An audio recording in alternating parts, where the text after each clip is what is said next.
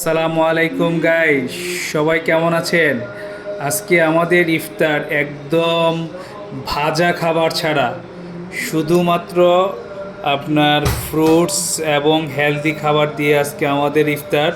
এই ইফতারে একটাও ভাজা খাবার নেই।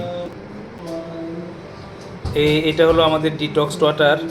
এটাতে আপনার আমি গতকালকে বলেছিলাম যে আপনার এটা আসলে ডিহাইড্রেশনের জন্য খুব ভালো উপকার। সারাদিন রোজা রাখার পর আমরা এটাতে দেখা গেছে যে আপনার ইফতার থেকে শুরু করে সেহরি পর্যন্ত যখন পানি শেষ হয় আমরা আবার রিফিল করি। এটা খুবই হেলদি। এখানে আপনার আছে চিরা, চিরার সাথে আছে হলো আপনার কলা, আর এখানে আছে জোলা গুঁড়ো, এটা মিক্স করে খাবো।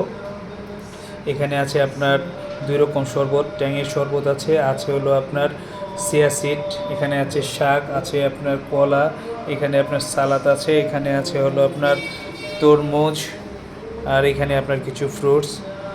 থ্যাংক ইউ গাইস, আসসালামু আলাইকুম।